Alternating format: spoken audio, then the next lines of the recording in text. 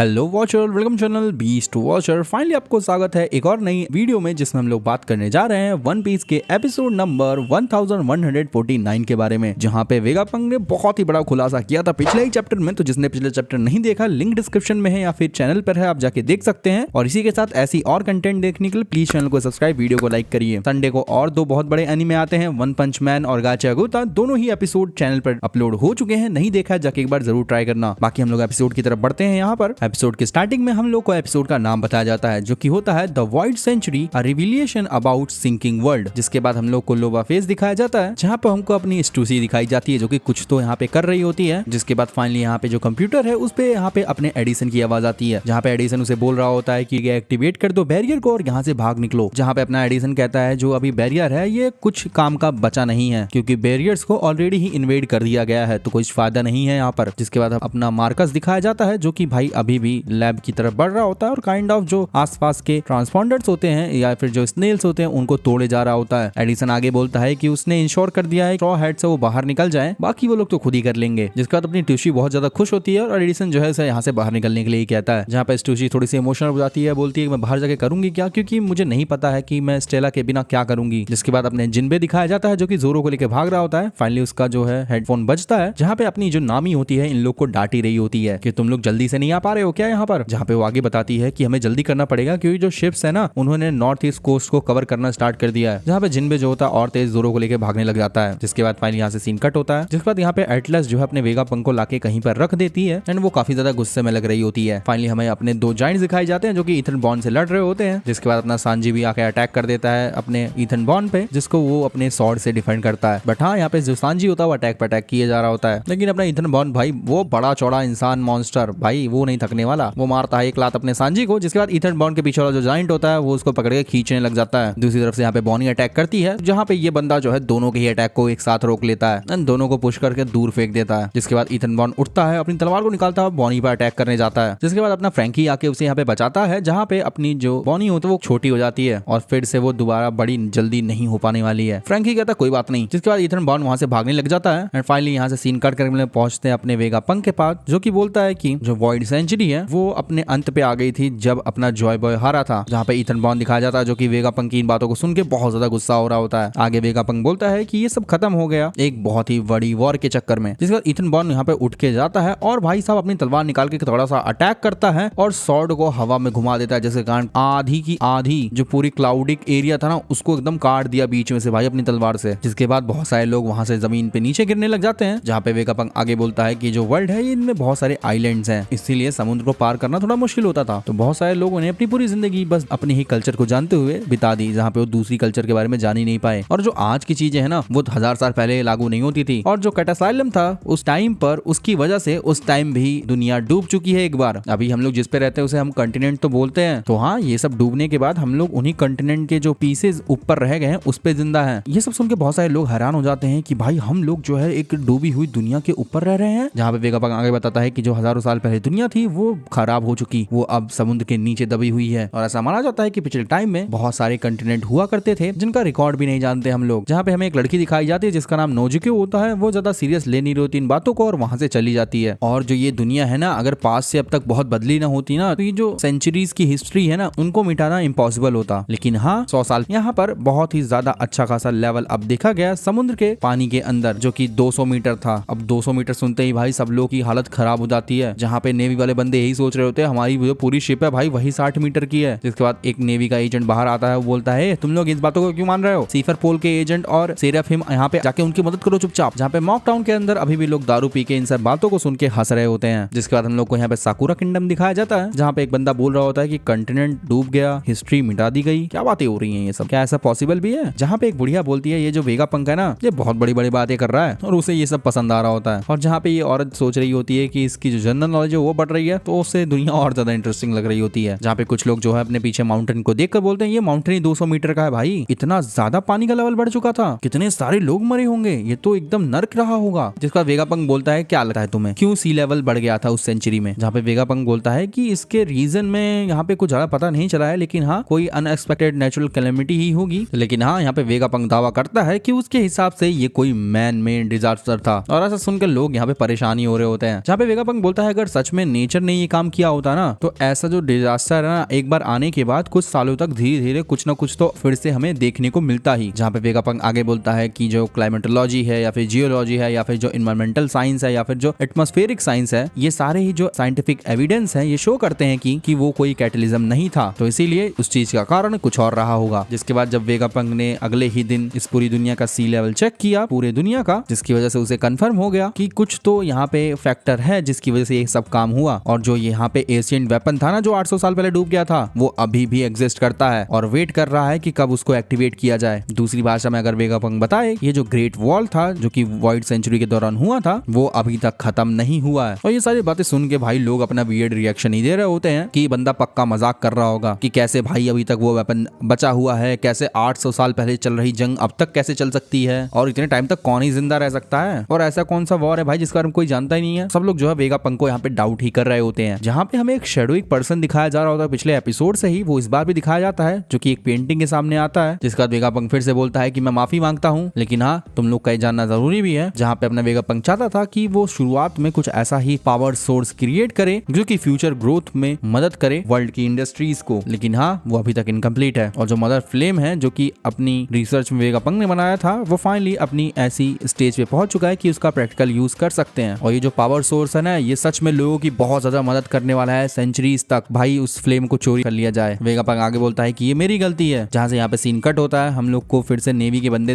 दिखाए जाते हैं जो कि बोलते हैं यहाँ पे जो सीफा पोल्स एजेंट थे, क्या वो आइलैंड के सेंटर पे हैं? भाई उन लोग को रेस्क्यू करना बहुत ज्यादा मुश्किल होने वाला है क्योंकि आइलैंड जो है पूरा का पूरा घिर चुका है आग से। जहाँ पे अपनी जो स्टूसी होती है वो पूछती है एडिसन से कि एडिसन क्या हो गया, ये धरती हिल क्यों रही है? एडिसन बोलता है भाई मुझे नहीं पता। एडिसन बोलता है कि लबोफेस का जो अंडरग्राउंड लैब था और जो यहाँ पे सीफर पोल एजेंट्स थे वो सभी के सभी जमीन पे गिर चुके हैं। एडिसन की भी हालत यहाँ पे खराब ही होती है एंड अब वो कुछ भी करके और क्लाउड्स तो नहीं भेज सकता है स्ट्रॉ हेड की तरफ। जहाँ पे आगे बताता है कि एक और पागल मेंबर जो है 5 एल्डर्स का, वो उन लोग की तरफ बढ़ रहा है, वो उन लोग को बचने नहीं देगा, वो लोग गिर जाएंगे। स्टू ये बातें सुन के बहुत ज्यादा दुखी हो जाती है और एडिसन यहाँ पे भीख ही मांग रहा होता है कि स्टूसी बहन भाग लो भाग लो। जहाँ पे अपनी स्टूसी एडिसन से बोलती है कि अगर मैं काकू को रिलीज कर दूं तो कोई दिक्कत तो नहीं है ना, मैं जानती हूँ वो क्या करेगा, लेकिन हाँ मैं क्या ही कर सकती हूँ। एडिसन बोलता है मैं तुमसे माफी मांगता हूँ कि मैं तुम्हें ऐसा मुसीबत में डाला, हम सब फ्रेंड्स हैं और तुम बहुत ज्यादा अच्छी हो, तुमने हमारी बहुत मदद की, तुम्हारी बहुत केयर करती हो, तो इसीलिए तुम जो चाहो तुम वो कर सकती हो, लेकिन हाँ तुम मुझे प्रॉमिस करो तुम सर्वाइव करोगी। तो ये सब बातें अपना एडिसन बोल रहा होता है। इसके बाद यहाँ पे वेगापंक बोलता है कि मदर फ्लेम को बनाने के 2 हफ्ते बाद एंड उसी के बाद यहाँ पे अपने वेगापंक को जो किंगडम ऑफ लुलिशा था उसकी तरफ से कुछ यहाँ पे वायलेंट इन्फॉर्मेशन सुनने को मिली थी और जिसके बाद पूरे किंगडम का ही वहाँ पे नाश हो गया, मतलब पूरा किंगडम ही खत्म हो गया। और जिसके बाद वहाँ पे देखने पे हमें पता चला को बहुत बड़े भूकंप के संकेत मिले एंड उसके बाद क्या ही होना था, इसके बाद यहाँ पे उन लोगों को बहुत बड़े भूकंप के संकेत देखने को मिले जो कि वर्ल्ड वाइड होने वाला था। और एज अ साइंटिस्ट और डेवलपमेंट में होने के चक्कर में वेगापंक ने कहा कि सिर्फ मदर फ्लेम ही इतनी ज्यादा पावर जनरेट कर सकती है। जहाँ पे लोगों का यहीं पे वियर्ड रिएक्शन आ रहा होता है कि किंगडम ऑफ लुलिशिया जा चुका है और उसको मदर फ्लेम से मारा गया है या फिर खत्म किया गया है। जहाँ पे कई सारे जो किंगडम होते हैं इस चीज को वेरीफाई करने की कोशिश करते हैं क्योंकि उन्हें भी इन्फॉर्मेशन नहीं मिली होती है इसके बारे में। जहाँ पे वेगापंक आगे बोलता है कि उसने जो वेपन बनाया या फिर जो उसने मदर फ्लेम बनाई उसको एशियंट वेपन को एक्टिवेट करने के लिए यूज किया गया और यहाँ पे वेगापंक को कोई आइडिया नहीं है ये काम किसने किया है, लेकिन हाँ जो भी हुआ है उसके द्वारा जो रिजल्ट हुआ है वो हम सब जानते ही हैं। जहाँ पे वेगापंक की वजह से भी बहुत सारी जानें जा चुकी हैं, जिसको लेके वेगापंक बहुत ही ज्यादा नाराज होता है खुद से और सबसे माफी मांग रहा होता है। और इस चीज को मद्देनजर रखते हुए जो आर्टिफिशियल वर्ल्ड की तबाही हुई थी वो तो मुमकिन है अब। जिसका वेगापंक आगे बताता है कि यहाँ पे जो है 3 एशियंट वेपन हुआ करते थे पास्ट में और जॉय बॉय ने उनको जनरेशन बाय जनरेशन पास किया। अब पता नहीं उन्होंने क्या किया, उन्होंने वर्ल्ड को डुबो दिया कि नहीं, कौन अच्छा है कौन बुरा है ये उसे नहीं पता, लेकिन हाँ ऐसा टाइम आएगा जब सारे आंसर क्लियर होंगे। और इसी बीच हमें बहुत सारे लोग और दिखाए जा रहे होते हैं और वेगापंक आगे बोलता है कि जब मैं तुम्हें बोला और तुम्हें वार्न किया कि वर्ल्ड डूब सकता है तो ऐसा हो भी सकता है और वॉइड सेंचुरी के बारे में अभी भी हम कुछ नहीं जानते हैं, लेकिन हाँ कुछ लोग हैं जिनके पास इसका ट्रूथ है। जिसके बाद हम लोग को अपना साकाजुकी दिखाया जाता है जो कि कहता है वेगापंक तू सबक देगा क्या बे, और वो गुस्सा ही हो रहा होता है। जिसके बाद अपना वेगापंक बोलता है कि जो किंग था पायरेट क्रूज का वही वो बंदा है जो कि इन सब चीजों के बारे में जानता है। जिसको सुन के भाई सब लोग बौखला जाते हैं कि ऐसे सीक्रेट वर्ल्ड के बारे में एक पायरेट्स के हाथ में कैसे हो सकती है, ये बहुत ज्यादा खतरनाक है। जिसके बाद अपनी जो है योर्क दिखाई जाती है जो कि भाई यहाँ पे अभी भी उस ट्रांसपॉन्डर को ढूंढ रही होती है। जहाँ पे अपनी योर्क सोचती है कि वेगापंक को कैसे पता था कि मैंने जो है मदर फ्लेम को चुराया था। जिसके बाद अपनी जो यहाँ पे योर्क होती है थोड़े बहुत अपने दिमाग को चलाती है और समझती है कि यहाँ पे जो टाइमलाइन है वेगापंक के वीडियो रिकॉर्ड करने की और उसके ट्रांसपोर्टर छुपाने की, जिस टाइम पे उसे जो जो है लुलेशिया के बारे में पता चला था वो चीज शायद मैच नहीं कर रही है, जिसका मतलब ये है कि गवर्नमेंट को इसके बारे में पता चल जाएगा और इस जैसा पागल इंसान कैसे किसी ट्रांसपॉन्डेड स्नेल को छुपा सकता है। जिसके बाद अपना ये वॉर्म वाला एल्डर आता है और लोगों को खाना चालू कर देता है। जिसके बाद फाइनली यहाँ पे योर की आवाज आती है और बोलती है कि सभी एल्डर सुनो मेरी बात को, मुझे पता चल गया है कि ट्रांसपॉन्डेड स्नेल कहाँ है। जहाँ पे बाकी एल्डर्स पूछते तू कंफर्म तो है ना, जहाँ पे अपनी योर्क बोलती है अरे हाँ बिल्कुल मैं भी तो वेगा पंख हूँ। जहाँ पे योर्क बताती है कि जो ट्रांसपॉन्डेड स्नेल है फेवेरियो फेज के अंदर है, जिसको आयरन जो जाइंट है वो प्रोटेक्ट कर रहा है। जिसके बाद एक बड़ी सी शिप जो है अपने आयरन जाइंट को अपने गोला बारूद से उड़ाए जा रही होती है, लेकिन हाँ उस पर कुछ भी फर्क नहीं पड़ रहा होता है। इसका मतलब ये है कि ट्रांसपॉन्डेड स्नेल तो भाई इसी बंदे के अंदर है, इसी जाइंट के अंदर है। जिसके बाद वेगा पंख सामने आता है बोलता है कि ऐसा क्यों हुआ, जिनको ट्रूथ इसके बारे में पता था उन्होंने हमें आके कुछ बताया क्यों नहीं, उन्होंने उसको लेके कुछ एक्शन क्यों नहीं किया। जिसके बाद अपना जो है रे बुढ़ा दिखाया जाता है जो कि दारू बहुत ज्यादा पी रहा होता है एंड उसे जो है मजा आ रहा होता है क्योंकि वेगा पंख कुछ ना कुछ बके ही जा रहा है। एंड फाइनली इस बुढ़े के सोने के साथ ही ये एपिसोड यहीं पे एंड हो जाता है। बाकी गाइस आप बताना आपको एपिसोड कैसा लगा। मैं मिलता हूँ किसी आपको नेक्स्ट वीडियो में। एंड हाँ गाइस गाचा गोता और वन पंच मैन के लेटेस्ट एपिसोड चैनल पे आ चुके हैं, जाके उन्हें भी देखिएगा। तब तक के लिए बी द वॉचर।